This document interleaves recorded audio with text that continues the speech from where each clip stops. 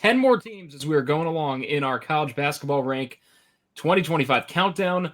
Dan Siegel and Ariel Puterman here with me like usual. Guys, 10 more teams. General thoughts about this next batch of teams we're going to be going over. Go ahead, Ariel. Yeah, we talked about it before we just hopped on, but a lot of power conference teams, a lot of mid-major teams, which we haven't really seen in the 100 through, 60 so far. So a lot to talk about, a lot of good teams, a lot of Big Ten teams I noticed. So excited to get started. Yeah, and these are the teams that are like, based on our rankings, right on the bubble of the NCAA tournament, on the outside looking in, so we could kind of talk about a little bit. Do we see this as a tournament team? Do we not? For the first time, I think we could talk about this with pretty much all these teams. So that's always fun because that's the ultimate goal, is getting into that postseason and being able to compete and advance towards a national title. Especially while it's still at 68 teams, because you never know as we're moving forward here. We'll save that for another episode. But as we said, we have many power conference teams to get to. So without further ado, Memphis at number 60, a non-power conference team. Just like that. We do promise we got power conference teams later in this episode. Guys, I'll start real quick. I am very underwhelmed by this Memphis team. I wrote this article. They have a very deep team. They legitimately have about 15 guys that could get time at some point. But I just don't know if that's the way to go if you're Penny Hardaway. I think in college basketball, you really only need 10 guys and have 2 reinforcements just in case it becomes a very injured season. Memphis did not do that, and I just worry that they're spreading out their NIL money, honestly, too far down this roster to guys that maybe aren't going to get much burn. And yeah, I mean, to be fair, guys, look, Aaron Bradshaw could be a star. Doug McDaniel, he did solid at Michigan before he went to Kansas State. Like, there is talent on this roster. But I look at a guy right off the bat, no offense to him, but a guy in Mason Matthews, projected starter at the 4. There's really no other guy that could even conceivably start there. When I wrote this article, I was asking you guys who could start there. And you said, hey, it's going to be Mason Matthews. And I was like, that's what I figured, but that's just kind of crazy because he didn't play Division I basketball last year. Great three-point shooter, but that's kind of the state of Memphis this year. They lose Dan Danger. They lose PJ Haggerty. Guys, I laid it all out for you. So I'll start with you, Dan. Is this a tournament team or not? I don't think it is. Here's the thing about Memphis and Penny Hardaway. Penny Hardaway has always been a coach that the results of his years have been fine, but he certainly has underperformed his talent. Like I feel like he's had more and done less, and now he just doesn't have that talent to kind of bail him out and underperform, but still perform to like a certain level. Like that's just not going to happen anymore. You mentioned the pieces that are like kind of there, like Doug McDaniel and Aaron Bradshaw is a big recruit. I think Sincere Parker from McNeese has definitely a decent bit of upside, but just as someone who underperforms his talent level, I definitely don't see that. This is not nearly a top 25 roster. And we talked about South Florida last episode. Like that is honestly a team I think could really push them in the American.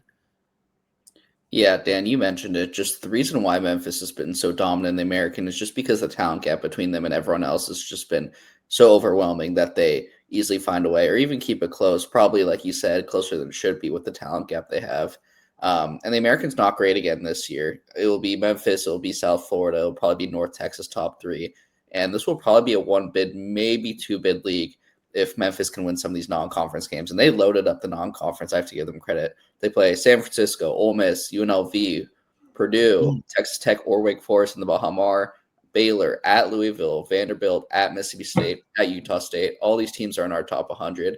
So we know they always schedule tough knowing this situation. And I think more than ever, they need to win these games if they want to make the tournament without winning their conference.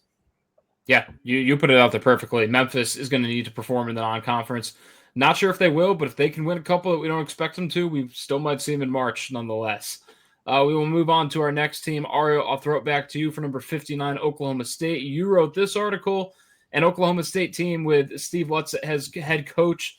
He is addicted to making the NCAA tournament and having winning seasons. Did not do so last year, but seems to kind of be pushing this Cowboys team program in the right direction.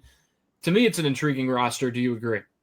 100%. I think from a make or break standpoint, this is one of the most intriguing rosters, not only in this top 10, this group of 10 that we're talking about, but maybe even one of the top 100. Like you said, Steve Lutz is a winner. He made the tournament his first 3 years. Didn't make it last year, obviously. But that roster was not great. And the fact that he almost went 500 was pretty impressive. Two guys I want to highlight are Anthony Roy and Kanye Cleary. Anthony Roy actually led the country in scoring last year at Green Bay. He averaged about 25.7, I believe. Doug Gottlieb team, the whole team was a disaster. He suffered a lower leg injury, missed pretty much the whole season. So hopefully he can get back on track and be a key piece for them. Also, Kanye Cleary, like we talked about, averaged about 17 a game for Penn State 2 seasons ago. Only played a couple games at Mississippi State last year before suffering also a lower leg injury. So if either of those guys can get back to form, that's a really dangerous player in the Big 12. Obviously, that's a big if, though. And that's just 2 of those make or break players. Dan, you can kind of talk about the rest of those guys on the team. Yeah, I mean, before I go into that, I just like it's a weird situation because I think last year the roster was just it just didn't make sense. It was very non-cohesive. I agree. Like he definitely maximized a poor situation, and I think what he did this offseason is the only thing he really can do, and he just kind of overthrew everyone. I think the one thing I could say about Oklahoma State, look, there's a lot of make or break, but they're fun. They're a very entertaining team to watch. They play a very fast style, very high ball pressure style. Again, those cohesion issues might be the same with like a roster entirely filled with transfers. There are concerns also about Lutz's style and whether it's more suited for the mid-major level or the power conference level. I'm not sure. I kind of have to wait and see, but I think sliding him here in this 59th spot is fair because they definitely have I think make or break we always have a make or break player in every article, but I think that's really what this team is filled with.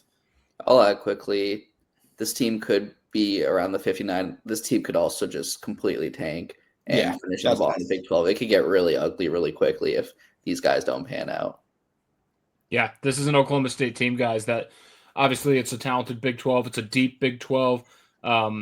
I like what they have, but, they're going to continue to need to work with this, right? This isn't a coach in Steve Lutz that is automatically going to bring this team to 20 wins this year. It's still going to take some, but they definitely have a good foot forward. We will move on to another Orange team, and that is the Syracuse Orange at number 58. I'll start off with Cuse. I wrote it. That's my team. That's my alma mater. And I'm very excited about my alma mater, guys. I think Syracuse has a very talented roster here. It's really going to be, is Red Autry going to be able to need to get what he has out of these guys? I'll just look at what he was able to replace. Last season, point guard was an issue with Jaquan Carlos and Kyle Cuff, just no one really to run the point. Nathan George is a huge upgrade for Syracuse in the backcourt. He can let J.J. Starling play off ball, which is his natural position. You have a guy in Nate Kings who hit 45% from 3 last year at Oregon State. He is who Chris Bell thought he was, at least last season. Chris Bell did have one good year with the Orange, but clearly improvements there. A healthy Donnie Freeman. Center is a position of question mark, but they might not need scoring there if 1 through 4 can get it done. And obviously some freshmen to talk about, Kyan Anthony, Carmelo's son, and Sadiq White, one of the highest rated recruits in Syracuse history.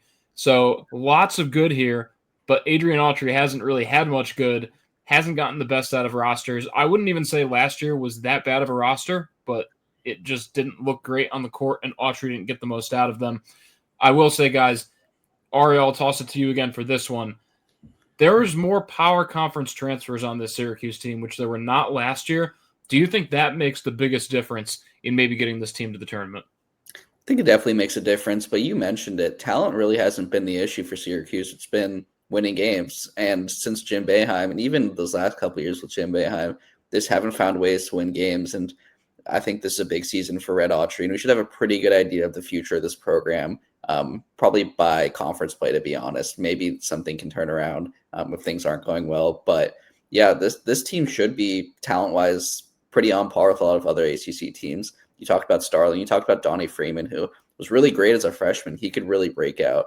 Then Kyan Anthony, if he could be something for this team just off the bench, that's a huge boost for them. But it all comes back to the coaching, and that'll really determine it. I don't want to talk bad on your team, Matt, because I know that you don't talk bad on my Kansas Jayhawks, but I'm just not too optimistic with Red Autry, and I hope that they go out and get a better coach this offseason, and they don't kind of just wait another year like they did this year. Yeah, I do think this is his best team. I think that you guys kind of have said a lot about the roster. I don't need to kind of reiterate it, but one thing I will add is that I think getting Eddie Lampkin off this team will do wonders for that interior defense. Just whatever they're losing as far as post scoring, I think is 100% worth in what they are adding in terms of rim protection and mobility. And Sadiq White, like Kyan Anthony was probably going to get all the headlines as far as the tandem of freshmen coming in just because of his lineage, and rightfully so. He's a really good prospect too. But Sadiq White, I think, is legit, like just a really late bloomer, but like he's one of the more talked about, hyped up prospects by people I really trust in a pretty long time, especially for Syracuse. I don't have the confidence in Syracuse as much as I do compared to like that top third of the ACC, the teams we'll talk about in future episodes. But I think in previous years, they've kind of been like a mid to low mid tier ACC team. And now I think they're more of a mid to upper mid tier ACC team. I don't know if that's enough for a proud program like Syracuse, but that's the way I look at it. Yeah, and we'll definitely get a good answer there in the Plays Era Championship. Yeah, I mean, that's going to be a fun one. They're going to have as tough of a schedule as anyone in that with Houston and Kansas right off the bat before their next two potential games. So we will see early on with Syracuse what this team is made of. Let's move on to their rivals in the sports broadcasting industry, and that is Northwestern. If you don't know that, just Google it. They literally are just rivals in communications. Not really on the basketball court, but we do have Northwestern one spot ahead. Dan, I will turn to you for this one. Ariel, I know you wrote it, but I want to go back to Dan for this one. You lose Jalen Leach, you lose Brooks Barnheiser, but you still bring back some talent. Does Chris Collins have enough to keep this Wildcats team competitive? Because they've been solid in the Big Ten, but I have the feeling that this could be a year that Northwestern drops back a little bit. What do you think? Yes. Which, by the way, about that communications rivalry, I never thought about that. It totally makes sense that you brought it up. As far as your question, Nick Martinelli is awesome, like 20 and a half points per game last year, super well-rounded scorer. I think he'll score a lot. I think that he will be that offense there. Outside of him, I'm not seeing much.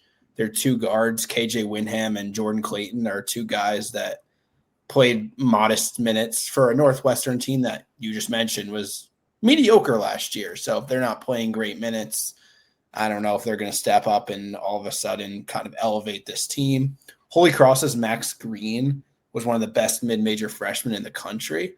So I think they might have something there, but I think it's the Nick Martinelli show. I think that he'll keep them able to win some games against upper tier competition just because of how good he is. But ultimately, I think they'll be stuck in the back of a Big Ten that I just see as absolutely loaded this year. Yeah, I think you hit on the dot. It really depends on how those guys with lesser roles last year, especially those young players, step up and how much they can contribute. We mentioned Max Green as a freshman.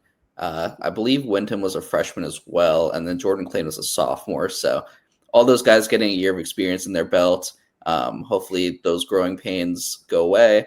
And if they could be solid contributors along with Martinelli, who we know is going to be solid night in, night out, then they could be good. Will they finish top 5 in the Big Ten? I don't think they'll get anywhere close. I think their floor is pretty high, though. I think that they could comfortably finish between that, I'd say 10 to 13 mark in the Big Ten. It really just depends on if anyone else can step up besides Martinelli on every given night. Here's the thing that I like is that Chris Collins typically develops players in this Northwestern program. We've seen it from time to time. That's not really a thing that happens in the transfer portal much anymore in this era, but Northwestern brings back some solid guys from last year's roster. You have to think one or two of them are going to boom this season. And I just kind of like the outlook for them. I just don't know as a team outlook if it's going to be enough to propel them to that next tier of the Big Ten either. We will move on to another team in the Big Ten, number 56. That is Nebraska. A Nebraska team. Dan, you wrote this one, so I will just go right back to you. But Fred Hoiberg got him to 21 wins last season. Do we think that they're on a similar course this season? I think they are, and I want to give Hoiberg his flowers because Nebraska's not a traditionally winning program. They're not a program that's easy to win at, especially in this Big Ten. And I think if we evaluate Nebraska last year, that's pretty much, I just mentioned Northwestern, like a okay team that just falls victim to a loaded Big Ten. That was Nebraska last year. But I think they could take a step up this year and jump up a tier, be back in that tournament picture. I think in the opposite sense of Northwestern, they do have that depth. They have a lot more depth, but I'm not sure if they have a main scorer. Reich Mast is definitely a capable guy, but he's coming off of a long-term injury, so they're going to be relying on a lot there. I talked about Jamarcus Lawrence in the article, a boomerang type transfer from Rhode Island, so Nebraska to Rhode Island, back to Nebraska, and he's really my concern. He's going to be running the point. He'll be asked to be that facilitator and really step up. And if he is able to step up, I mean, I see the vision for sure because there's a lot of shooters on this roster. I think that if he could kind of there's a lot of guys that could make shots, but who's going to be creating the shots? If that could be Lawrence, then that's huge. But at the end of the day, I think it's going to be a very volatile team. They're going to have some good nights. They're going to have some bad nights. I think they're a bubble team, but I could see them having a couple really bad losses that keeps them out. First of all, let's show some respect for the first and only college basketball crown champions in Nebraska. Right. And people do forget that this team was in the driver's seat to make the NCAA tournament, and then they dropped 5 of their last 6 games, and that really pushed them off, especially that loss to Ohio State in double overtime. That was really the deal breaker for them.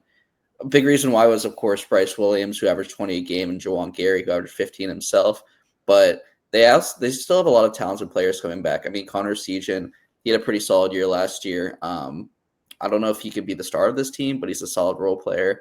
Berke Buktichel, I hope I pronounced that right. He's always been solid. And they get Reich Mast back, who missed all of last year, but was a key piece on that team that made the tournament 2 years ago. I wish Tominaga was back with him, but unfortunately he's off doing better things. I think their floor and their ceiling, I know I keep talking about that.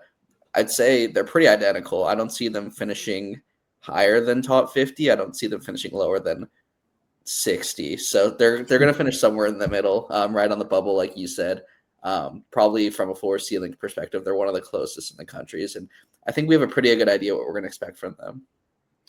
Yeah, I'll be honest, guys. I'm not really big on Nebraska. When I look at this team, I think they've got enough to keep competitive in the Big Ten. They're not going to be near the bottom of it. I don't think this is a tournament team. I'll just leave it at that. I think Price Sanford's solid. I think Reich Mast is solid. I don't really see a lot of depth on this team. I could be wrong, but I don't know. It looks like a team to me that's going to have 8 solid players, no real stars. I just see a mid team, to be honest. But with that being said, a team that I think is much, much worse at number 55 is TCU. I want to see what you guys think of this. I do not think that we ranked TCU properly. I think they should be out of the top 70, to be quite honest with you. And I really don't like blasting teams or our rankings, but when I look at this team again, I don't know what there is to like. Look, Brock Harding and Jaden Pierre, I think, is going to be fine. They have a backcourt that's going to be competitive in the Big 12. I'm a fan of that. David Punch at small forward could be a name to watch. But when you look at what this team's going to have in the front court between Xavier Edmonds and Malik Diallo, I mean, the question marks there are just out of this world. I just don't know where they're going to get it from down low. Obviously, you've got a guy in Tanner Toolson, Micah Robinson, and Jace Posey. So there's your roster. You guys are free to talk more about it, but, I mean, I just don't love this TCU team at all. Ariel, I'll go to you first. Yeah, I think a big reason why is you just trust Jamie Dixon. Last year, obviously, a down year. They went 500, but the 3 years prior, they won 20-plus games, and they had, obviously, a lot of talent on that team, but not an overwhelming amount of talent where it was a no-brainer they'd win 20 games. I think Mike Miles definitely carried them pretty hard, but, you know, in the NIL game, they're definitely not going to win. They're definitely going to struggle, especially competing with all those other Texas schools, and that really showed last year, and I think it's showing a little bit this year.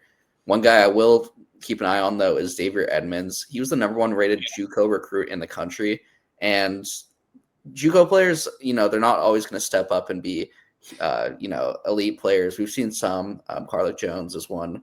I think Tyon Grant Foster was one. You can correct me if I'm wrong, but if he can become a really quality player, average 10 to 13 points a game, and then you got those two guards like you mentioned to share the backcourt, I think that they could easily finish in this spot and win 20, 22 games and be on the bubble once again. Yeah, I think part of the reason TCU might be a little undervalued when you're looking at them at first glance is they always just have such a reliable defense, and that goes back to Jamie Dixon, just how good of a coach he is in Torvik over their last 4 years.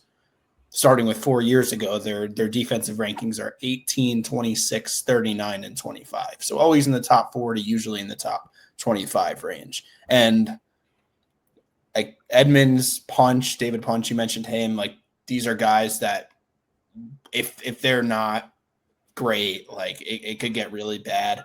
Really, I see two scenarios here. And the first one is that a couple of these guys hit and they're a tournament team. The other scenario I see is because this is a pretty bleak roster, I think this is the more likely scenario. They definitely are not great. And Dixon just manages to keep them like frisky and like semi-relevant, but they're not a team. Like they're definitely someone we're going to bury at the bottom of the conference of the Big 12. So I think that's the more likely scenario, but I see more upside than you do, Matt. Fair. How about a team that I see upside with, though, as we have 4 teams to go on this episode? Staying in the Big 12 with Kansas State. Guys, I'll just be real. You trade pretty much a guy in Doug McDaniel to Memphis, and you get Memphis's former star, PJ Haggerty, right? I mean, just like that, it's a huge improvement for Kansas State. Yeah. In the backcourt. That to go along with Nate Johnson. That to go along with probably off the bench or maybe starting at small forward. It's either going to be Bashir from Monmouth or Marcus Johnson, former Bowling Green guy. I don't always like adding a bunch of mid-major guys and thinking they're going to work out.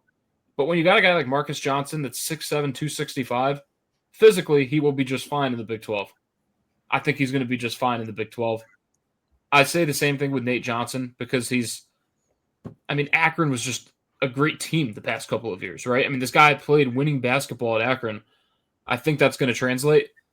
Dan, I'll toss it back to you. Would you agree that K-State is a team to fear at their position in the Big 12? Yeah, I say so. I think we're looking at Kansas State. They're similar to like South Carolina in the sense that they were amazing one year, not so amazing the next year. Okay, well, they're probably somewhere in the middle. Where exactly do they fit? Where exactly should we value Jerome Tang in the long term? And they definitely won that trade, so to speak, with PJ Haggerty. Like he's a superstar. That'll be big. Bashir, obviously, like also a superstar, but for a much worse Monmouth team.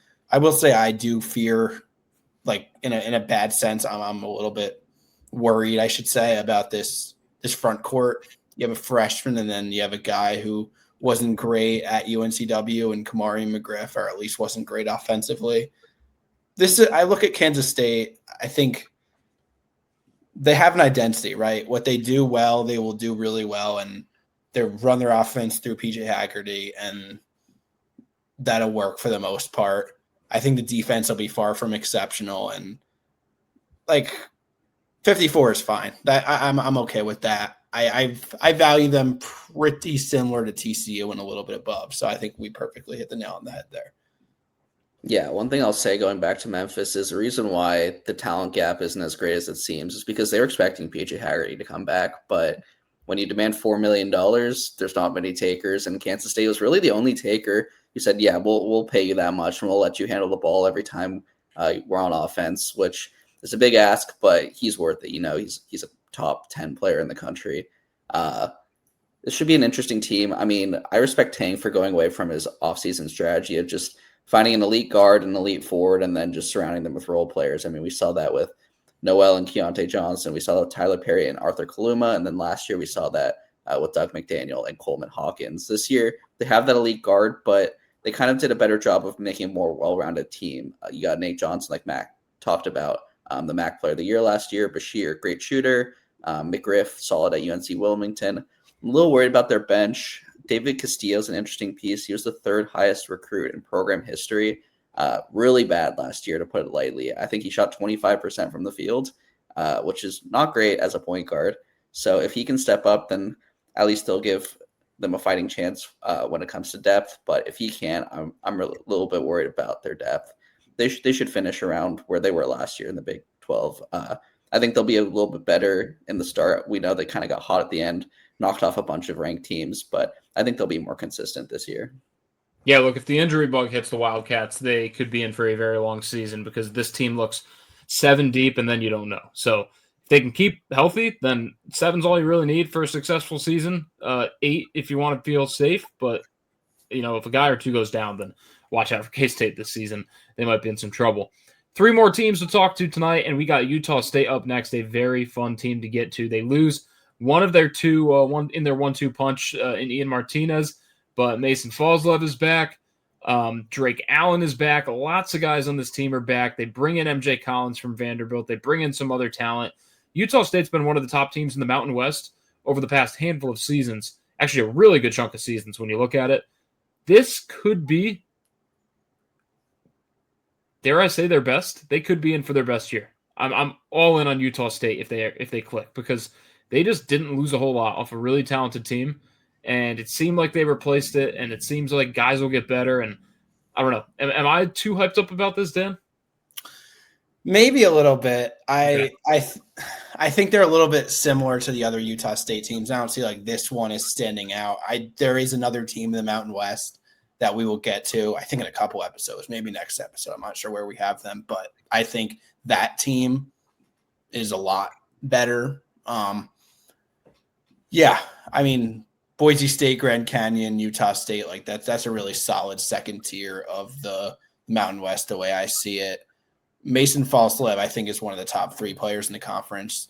The way he improved as far as his shooting splits from 2 years ago to last year, one of you wrote this article, I forgot who, but whoever did talked about it, and that was huge. Defense, I think, will definitely be better as well. It's, again, one of the things that kind of has held them back, because they've always been a great shooting team, great efficient inside 2-point team with like shoot a lot of threes and be very efficient from 2. That's kind of been their strategy over the last 3 years. And last year they were well outside the top 100 in defense. They could get back inside there, and that's where I think really the path for vast improvement would be here.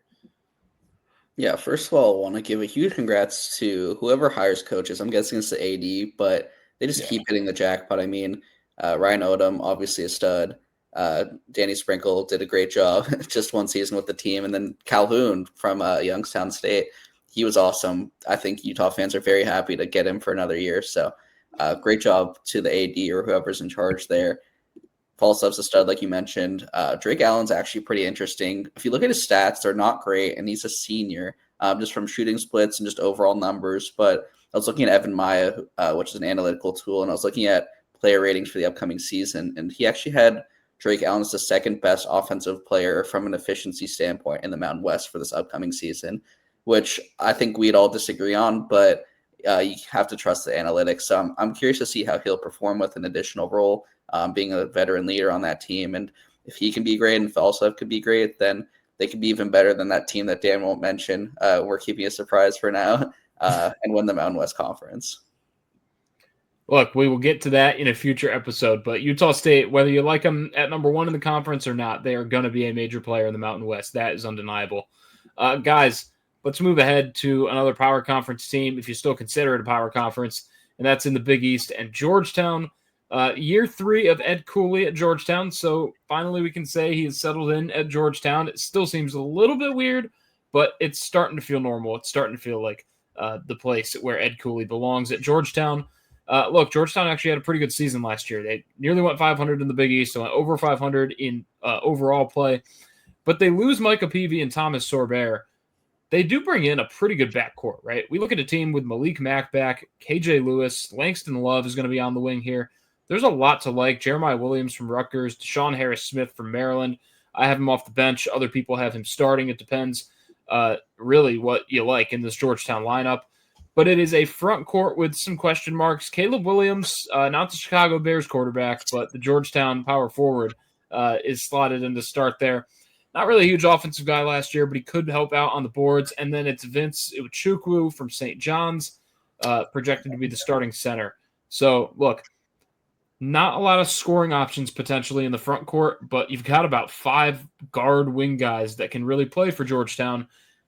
I think this is a Georgetown team that might win 20 games. Is that a good benchmark for Ed Cooley in year 3, Dan? Yeah, I think this is definitely his best team. There's like that backcourt's really good with Mack and Lewis and Love, and like I think again they'll have an identity. They'll have scoring guards and versatile wings and guys in the front court that could defend. And I know like Thomas Sorber, losing him, he was a very good rim protector. So I think in replacing his defense in the aggregate is really the best they could really hope to do. But I really like this team. As long as Malik Mack could kind of not try to do too much, right? Not like understand what his role is, kind of get coached in that way and not over dribble and start, turning the ball over, running down the shot clock, and the offense gets bad shots. Like that's my only concern. But like, as far as preseason projection goes of Ed Cooley's 3 teams, I think this one's the best for sure. I think we're a pro George podcast. We love George Washington. Obviously, we've talked about them a bunch. Now we're talking about Georgetown, who we are all in agreement we really like. George Mason should be solid. I think that's all the Georges. But Georgia? Georgia. I don't know if that counts because that's an IA instead of an E. We'll put an asterisk next to it. But I love this team. This is one of my breakout teams.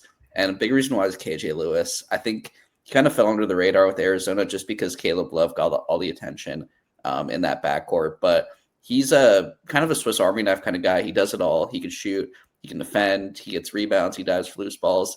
Does a little bit of everything. And I think with an increased role and a great coach with Ed Cooley, he could be a true breakout player. And so can Malik Mack. We've seen guys like Micah Peavy really break out. We've seen other guys with Georgetown outperform.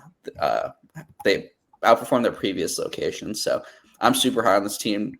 I'm kind of locking them into the 5th spot in the Big East. I don't think any team below the top 4 can reach that top 4, but I think they're comfortably 5th in the Big East. And they'll win 20 to 23 games. I'm pretty confident with that.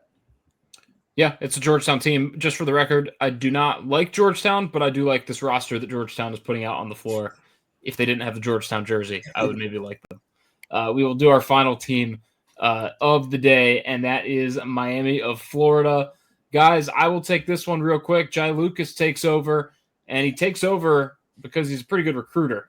Look, after the year Miami had last year, you should not expect them to have this type of a team.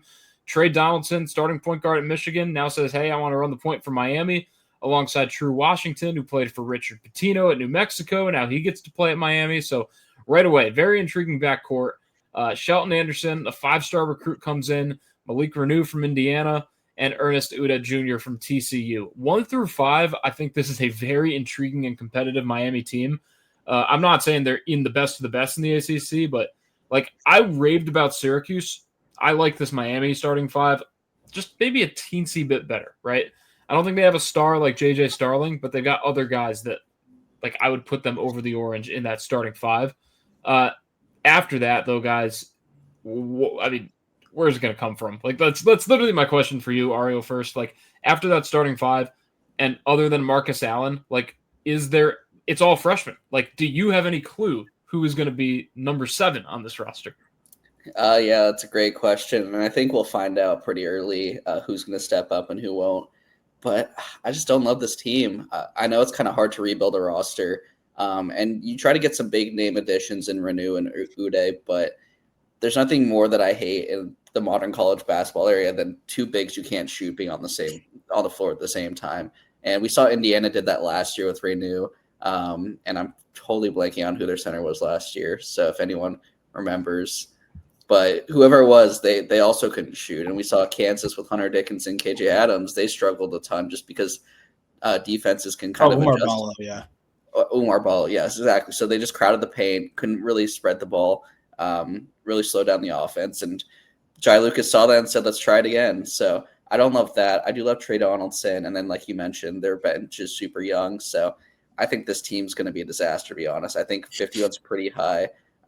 Best case scenario is that some of these freshmen pan out or Jai Lucas is just that good of a coach. But I think Syracuse is comfortably better than them. I think some teams that we've had below them are better. I'd put them probably closer to 80 or 90, to be honest. I think it's going to be a rough year for Miami. All right. Well, you took a stance. Like, I'm not saying I fully disagree with you, but I also want to put things into perspective here. Like, they went 7-24 last year. I think you got to cut Jay Lucas some slack. Like, this is the best possible thing he could have done with that scenario, and the not so high as we thought Miami NIL budget, I think, has something to do with like one of their booster, like their millionaire booster going bankrupt or something like that. There's some stuff going on behind the scenes there, but like, I think you're going to be competent right away. I don't think they're an 80-90. I think they're definitely a team that belongs in like the 50 to 70 range. They'll definitely have problems for sure, but you have your immediate competence and your guys to kind of set the foundation. And then you have a pretty decent freshman recruiting class. And, it's hard to build off a freshman in the modern era. As we know, like, half of them will transfer if they don't get playing time and whatever. And then you'll get guys from a different school and it really doesn't matter. But I think I still think they're trending back in the right direction. I think this will be a fine Miami team, and they were just a disaster last year. And you use the word disaster to describe what you think they'll be this year. Like, to put things into perspective based on what they were last year, like, I don't think they'll be anywhere near that. That's fair. I agree. Yeah. I'll be real, like 7-24. I'd be hard pressed to see Miami do that this year. But Ariel, to your point, like, it wouldn't be surprising if they only won 12 or 13 games, right? Like, it really wouldn't be a surprise. I also think, look, this could be a Miami team that might win 17 or 18 games, and I'm hyping them up maybe a little bit. They probably shouldn't be 51st, but I just think this could be the turn of something in the future. Maybe Miami gets back to winning basketball. We shall see.